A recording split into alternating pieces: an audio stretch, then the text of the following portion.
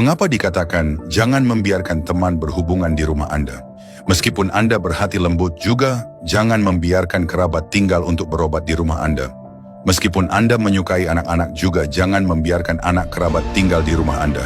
Meskipun ingin suasana ramai juga, jangan sembarangan mengadakan pesta di rumah. Saya ceritakan sebuah kisah, Anda akan langsung mengerti. Seorang nenek berusia 68 tahun di Sumatera tidak memiliki anak. Suatu hari ia memesan makanan. Saat kurir datang, nenek itu tiba-tiba memegang tangannya dan berkata, "Anak muda, mulai besok setiap hari kamu datang mengetuk pintu rumah nenek. Nenek akan memberimu 100.000 rupiah setiap hari. Jika nenek bisa membuka pintu, kamu boleh pergi. Jika suatu hari nenek tidak membuka pintu, panggil pengelola untuk datang." Kurir itu berpikir sejenak lalu setuju. Hari-hari berikutnya, baik hujan maupun panas, ia selalu datang tepat waktu. Nenek membuka pintu dan memberinya 100.000 rupiah. Saat senggang, ia juga menemani nenek mengobrol, kadang membawa makanan ringan, bahkan membantu membersihkan rumah. Hidup mereka berjalan hangat dan damai. Memasuki tahun ketiga, kesehatan nenek mulai menurun. Ia memegang tangan pemuda itu dan berkata, "Terima kasih sudah menemani nenek selama ini. Dalam hidup ini nenek sudah merasa seperti punya keluarga. Selain rumah ini, nenek juga punya tabungan 1 miliar rupiah. Semuanya untukmu. Lanjutkan, bagian terbaik baru akan dimulai." Suatu hari pemuda itu mendorong kursi roda nenek berjalan di pantai. Nenek melihat ia bekerja keras sebagai kurir, lalu bertanya, "Menurutmu, saat orang pergi liburan, kebutuhan terbesar mereka apa?" Pemuda itu menjawab, "Tentu saja untuk bersenang-senang." Nenek tersenyum dan berkata, "Terutama saat orang tua mengeluarkan uang untuk anak-anak. Jika mereka mampu membawa anak jalan-jalan, barang yang diinginkan anak walau murah pasti tidak akan ditolak. Jadi kenapa kamu tidak membuat banyak pistol air? Namun bukan pistol air biasa, melainkan pistol air dengan logo ombak laut." Langkah kedua, pasang spanduk Festival Pistol Air di pantai. Dan bagian terpenting, pistol air ini dipinjamkan gratis, tidak perlu bayar, cukup dikembalikan setelah digunakan. Tetapi ada satu syarat, harus memberikan deposit 30.000 rupiah. Pemuda itu berkata, "Kalau begitu bahkan deposit juga tidak didapat karena harus dikembalikan." Nenek tersenyum dan berkata, "Bagian terbaiknya di sini, karena gratis dan depositnya kecil, ditambah suasana festival, tidak ada anak yang bisa menolak. Bahkan bisa mengambil 5 atau 6 sekaligus. Dalam satu hari kamu bisa meminjamkan 10.000 pistol air, dalam 5 hari menjadi 50.000.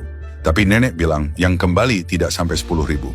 Karena 50% orang sudah lupa untuk mengembalikan, 4% lainnya ingat tapi tidak peduli dengan 30.000 rupiah.